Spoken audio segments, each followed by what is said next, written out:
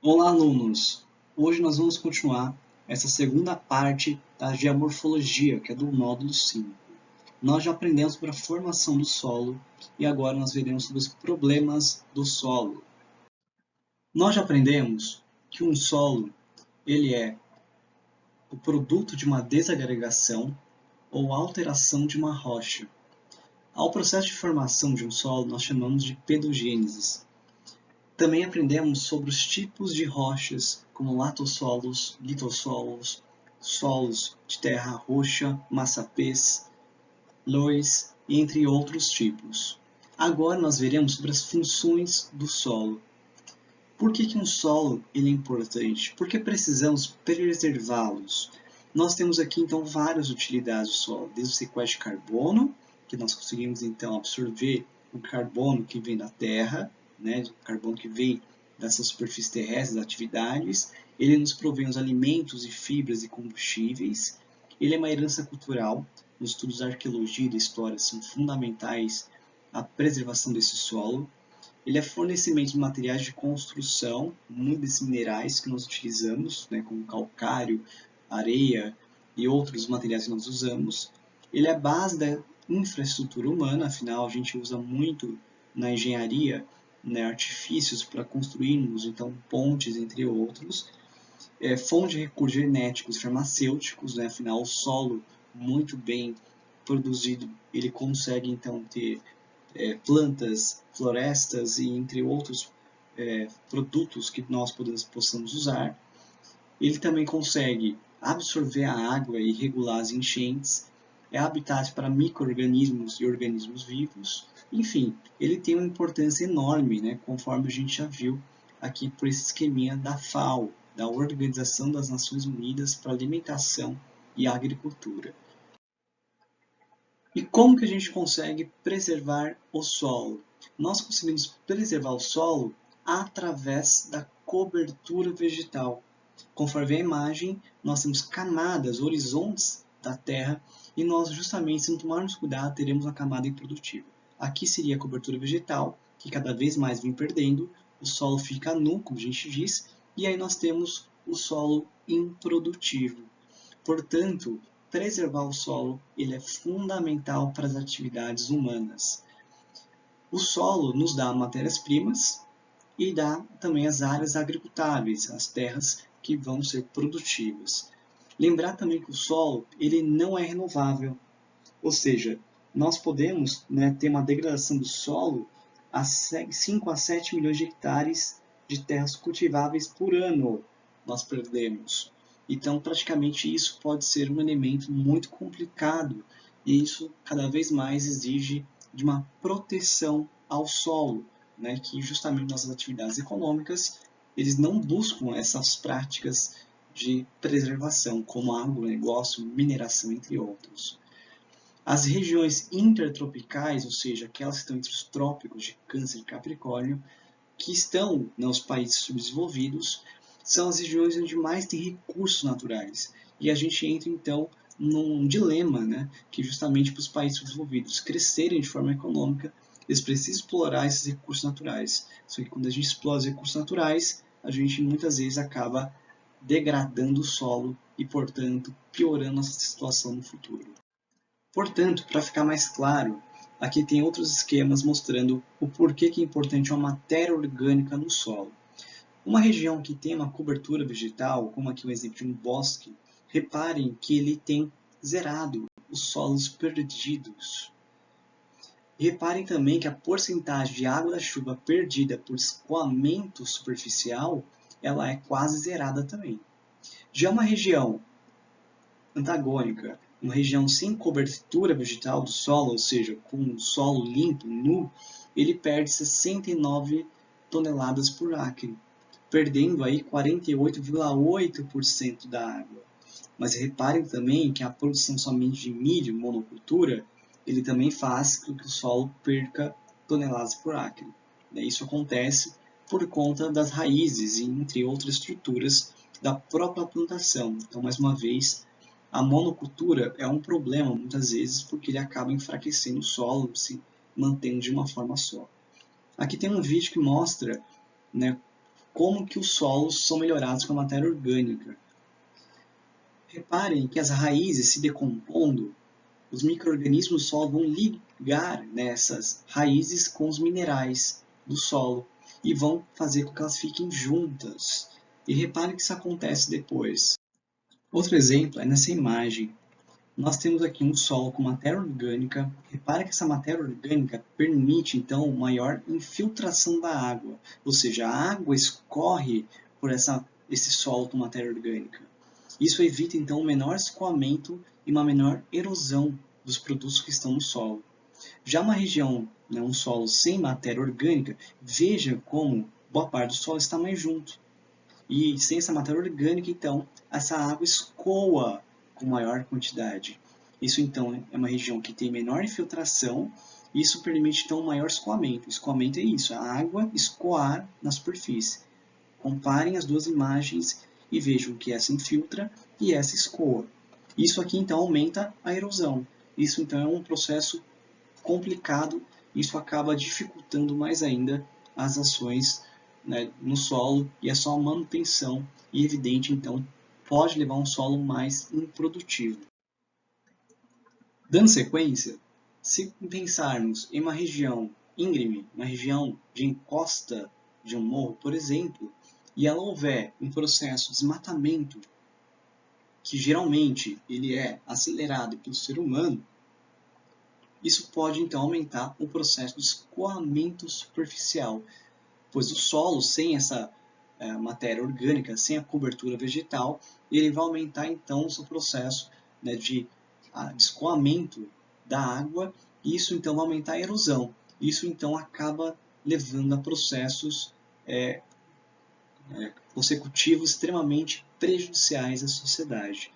Então, ambiente sem cobertura vegetal, a erosão é intensificada. Essa imagem mostra essa região antes, né, que aí o ser humano vai desmatar e vai construir então casas. Com a chuva, essa parte vai ceder e isso, evidente, vai desmoronar, vai deslizar, vai ter escorregamento, e nós veremos agora quais são os termos utilizados para esse processo.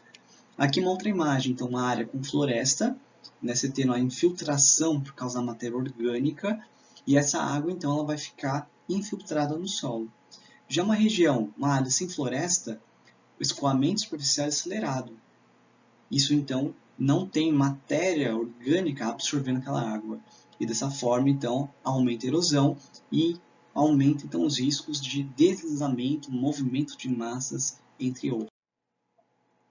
A movimentação das coberturas do solo ou sedimentos que estão consolidados nas encostas de morros, eles podem ter velocidades muito variáveis. Os movimentos rápidos, né, ou seja, com maior velocidade, acontecem com frequência em épocas de fortes chuvas em regiões de relevo acidentado. Os movimentos muito lentos são chamados de rastejamento ou creep do solo, com velocidades normalmente menores do que 0,3 metros por ano. Os movimentos de encostas com velocidades superiores a 0,3 são englobados nas características de escorregamento ou deslizamento das encostas, com velocidades que podem ultrapassar 100 km por hora. Enquanto o rastejamento lento é movido unicamente pela força gravitacional, né, como nós veremos, ou seja, pela gravidade, não havendo influência da água, né? Então, a menor umidade, rastejamento, é quando na verdade o solo não tem a relação com a água, ele vai ser maior velocidade. Repare que quanto maior for a umidade, maior vai ser a força que terá esse deslizamento de terras.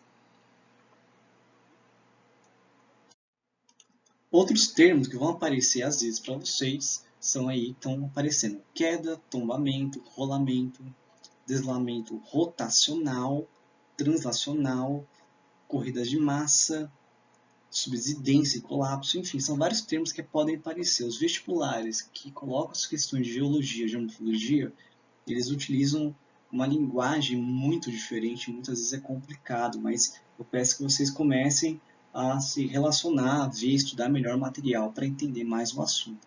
Embora a água ele consiga manter um pouco mais coeso o solo, muitas vezes a saturação do solo, ou seja, o excesso de água, ele pode provocar esses escorregamentos ou movimentos de massa, né? Aqui nós estamos vendo os escorregamentos rotacional, planar,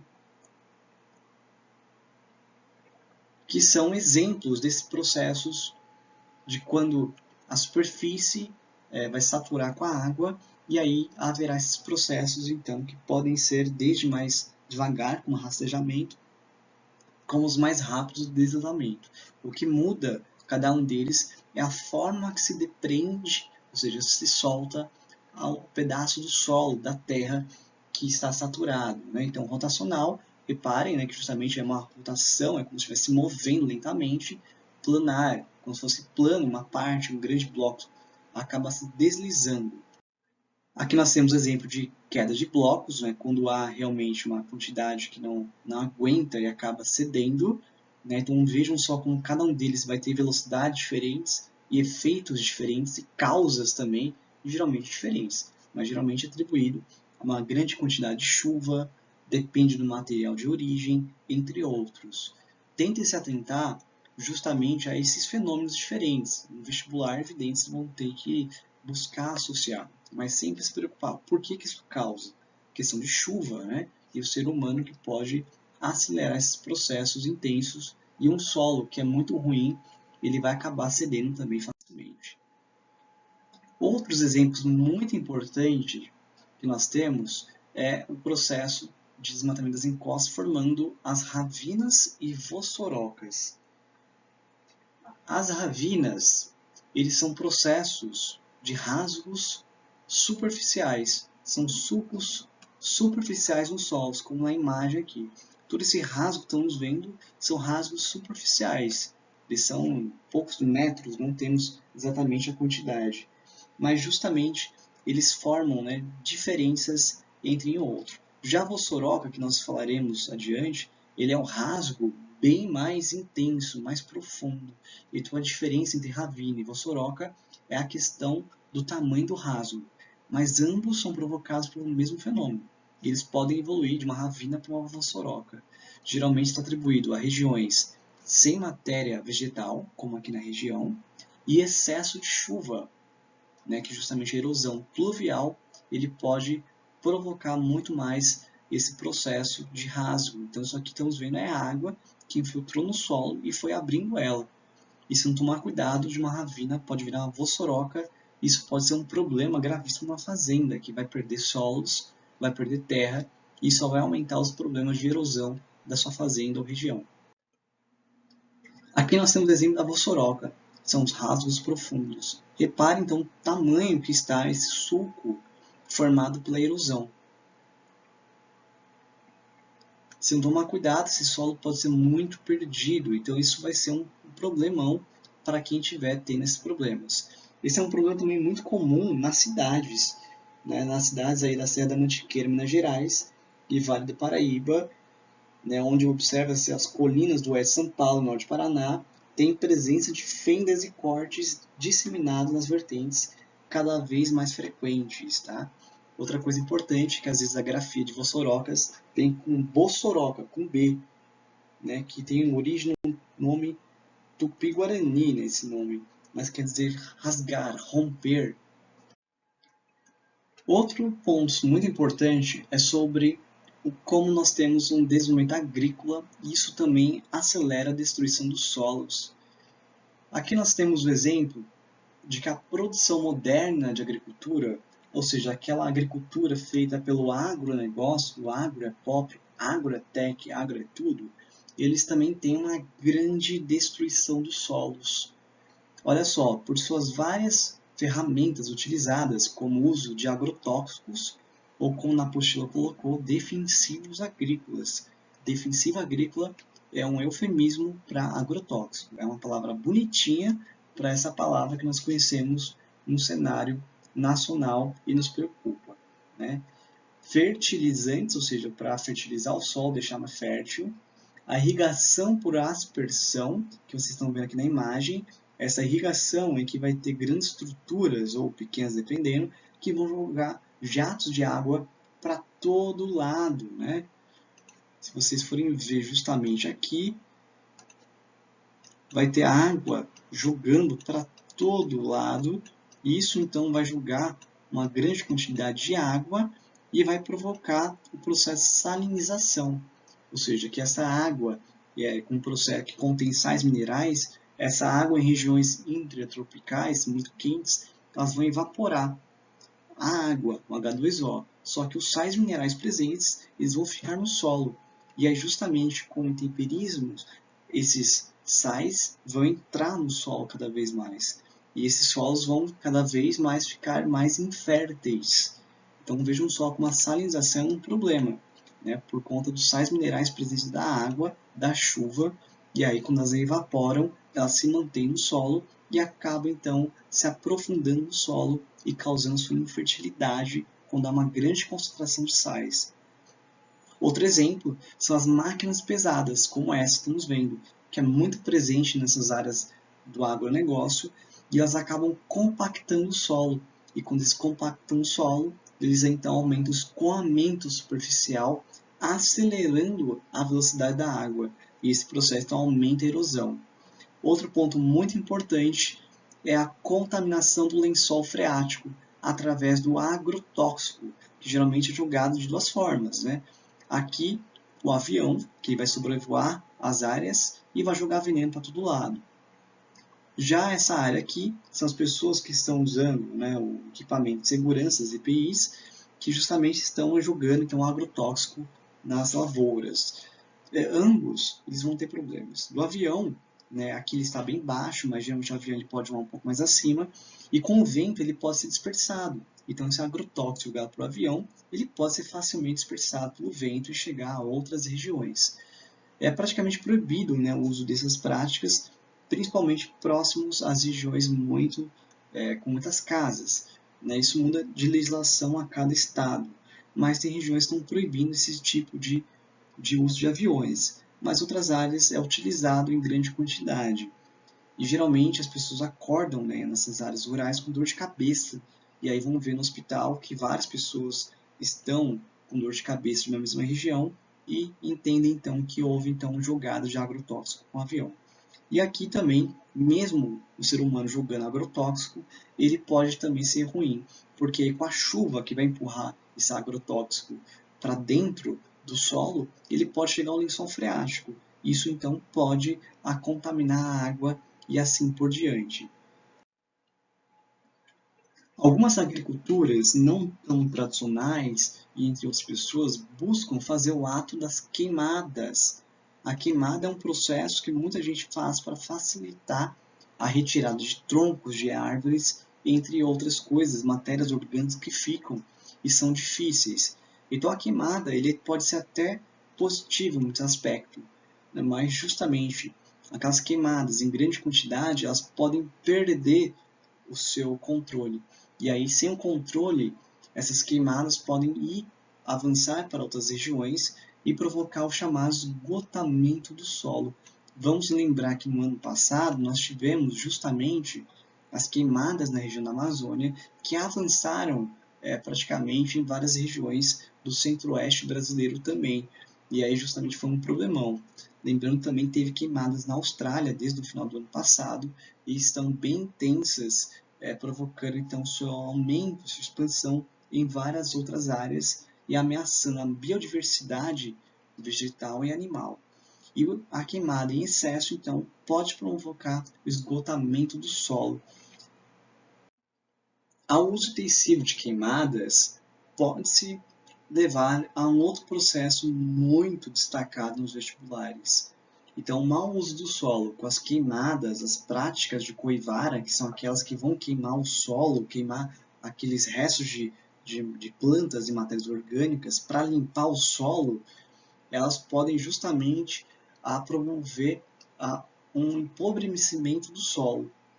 Então, desmatamento, mais o mau uso do solo, que é esse processo de agricultura, a pecuária, o gado pode gerar a pisada no solo e quebrar, digamos, tirar a matéria orgânica, as queimadas e regiões em clima árido, ou seja, muito quente e chove pouquíssimo, e uma região semiárida que chove um pouquinho mais, mas é muito quente, ela pode então ter o processo de desertificação, que está aqui desempenhado, que seria essa consequência de desertificação, solos rachados, solos com fissuras, e essas fissuras, elas querem dizer que o solo está empobrecido.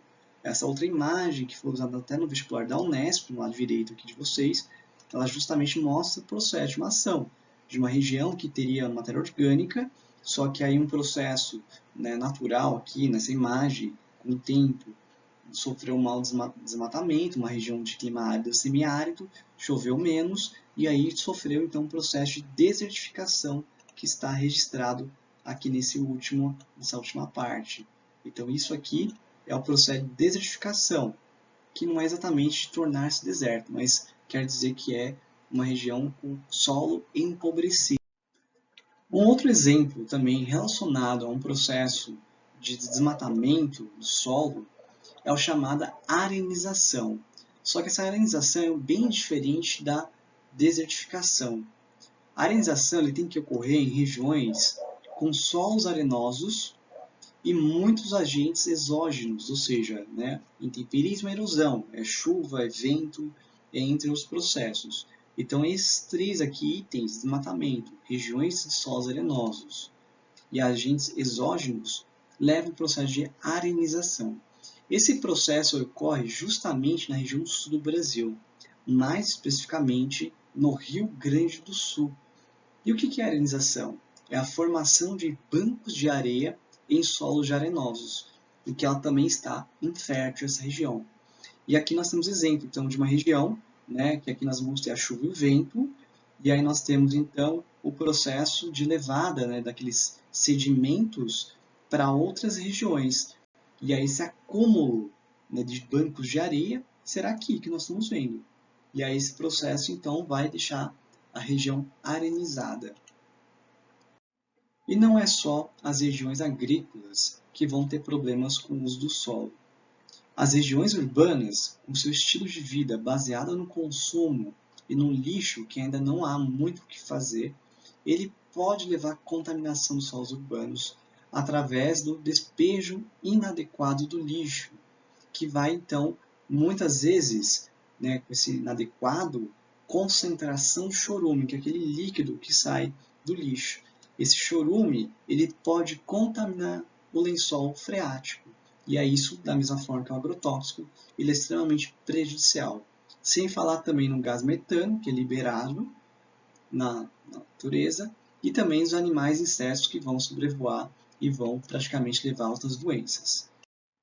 Até agora nós vimos então os problemas mais comuns que nós temos no solo, seja na agricultura, com a agricultura moderna, ou seja, com as práticas não tão modernas como as queimadas, e também alguns problemas relativos ao lixo urbano.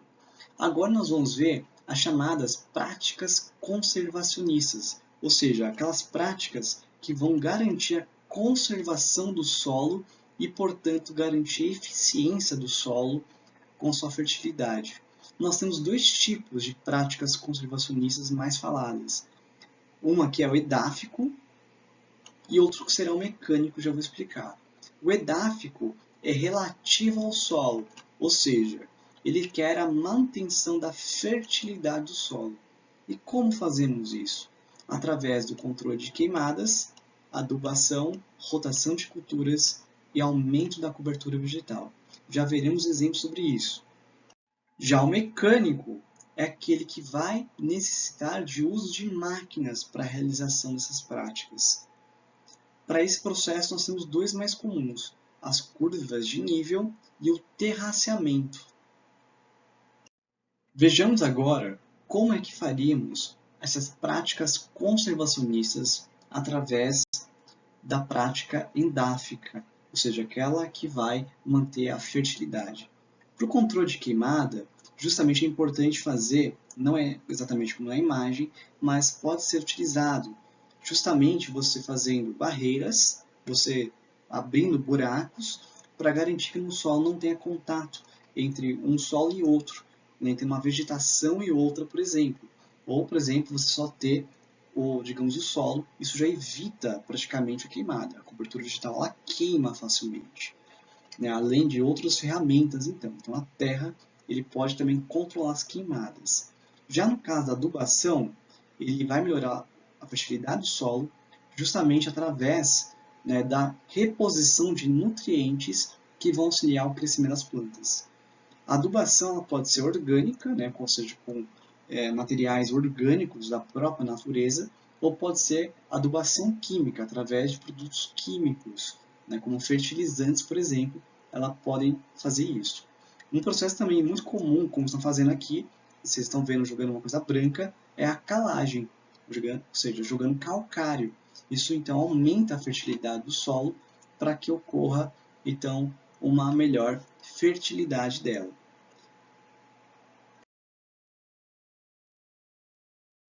E o segundo exemplo é a chamada rotação de culturas, ou seja, você vai alterar o tipo de cultura produzida. Essa forma é para evitar o desgaste do solo. É muito comum em regiões, há muito tempo atrás, o processo de monocultura, ou seja, você só vai produzir um tipo de cultura. O Brasil colônia, por exemplo, utilizou muito a cana-de-açúcar, ou seja, a monocultura, somente a produção da cana. E justamente isso, então, fazia com que o solo absorvesse poucos nutrientes e não recomposse justamente os seus nutrientes para a fertilidade. Hoje em dia, todo mundo sabe da eficiência de você ter rotação de culturas. O problema é que o agronegócio, por exemplo, embora fazendo rotação de culturas, ele mantém sempre o mesmo tipo de plantio. Por exemplo, ele geralmente vai ter rotação de culturas do milho, da cana e da soja. E esses três produtos, então, são sempre mesmo produzidos. E aí, muitas vezes, o solo, e mesmo assim, ele não acaba tendo a sua eficiência. Portanto, para ter uma rotação de culturas, é importante também ter uma policultura, ou seja, vários tipos de cultivos e não apenas 3 cultivos que você vai produzir todo ano os mesmos. Todo ano o mesmo. E justamente só produzem esses 3 tipos porque eles são mais lucrativos, eles são mais vendidos no mercado mundial.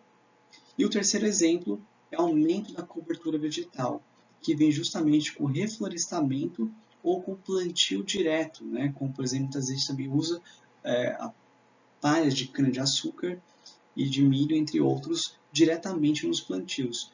Isso é mais eficiente do que outras formas do que você fazer. Outra prática edáfica para evitar a contaminação do solo é através da redução do agrotóxico e fertilizantes ou até do controle biológico, ou seja, natural, e de adubos orgânicos. E aí, um conceito muito importante é o de agroecologia, que a agroecologia ele justamente busca evitar o uso de agrotóxicos. Também busca evitar o uso de transgênico. Ele busca fazer o adubo orgânico, o manejo do solo com plantio direto e utilização de matéria orgânica para evitar erosão, rotação de culturas, mas aqui através da policultura, né? Ou seja, aqueles alimentos que nós consumimos mesmo, e até a utilização de adubação verde. Né? Então, a agroecologia é uma ciência, é um ramo que é muito defendido hoje por grupos específicos, como a MST, por exemplo, entre outros grupos de pesquisa, universidades, pois é uma prática que não usa agrotóxico e nem fertilizantes. E agora, para ver sobre as formas de práticas conservacionistas de uso mecânico, ou seja, que usam máquinas, nós temos aqui a curva de nível e o terraceamento.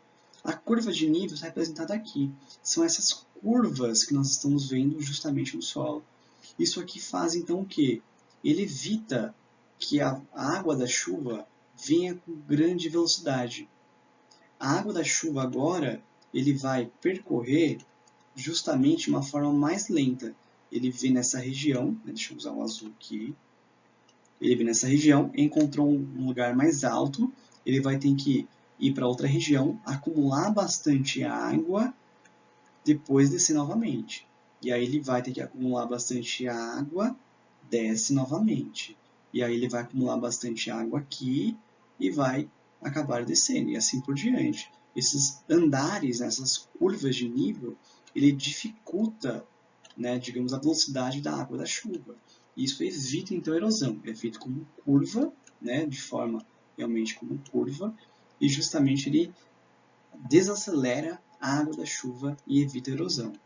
Outro processo importante é o terraceamento, que é feito em regiões montanhosas. É como se você tivesse andares. Cada andar aqui também vai fazer o mesmo procedimento. Ele vai evitar que a água da chuva venha com grande velocidade. E para conter o chorume do lixo urbano, o que a gente pode fazer? Para conter o chorume, nós precisamos então despejar o lixo em locais corretos. Além disso, né, de fazer isso em locais corretos, como aterros sanitários, nós precisamos que tenha a impermeabilização do solo. Ou seja, conforme nós estamos vendo aqui nessa parte, nós estamos vendo aqui uma manta de PVC e argila, certo? Essa manta de PVC e argila é a impermeabilização do solo. Ela evita então que o chorume que vai ficar acumulado aqui consiga chegar ao lençol freático.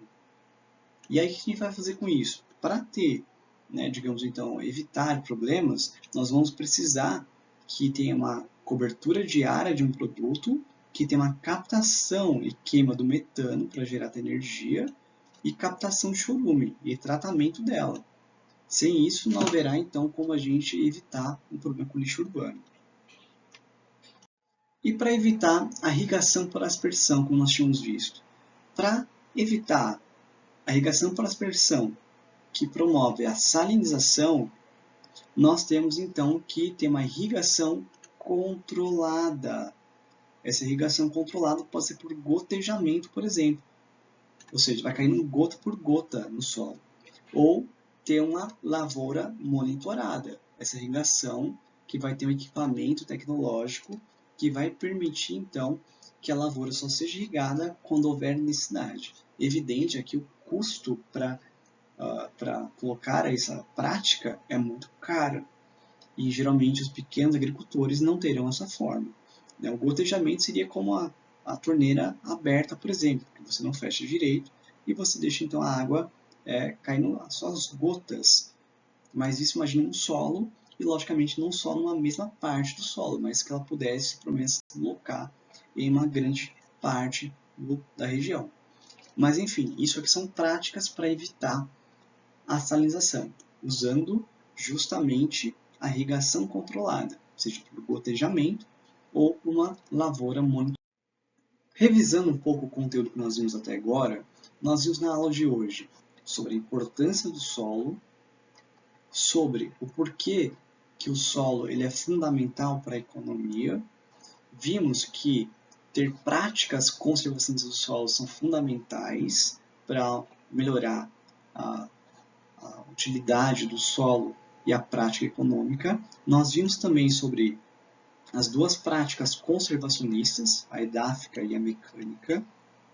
E vimos como nós podemos, então, evitar problemas através desses dois grupos que nós falamos.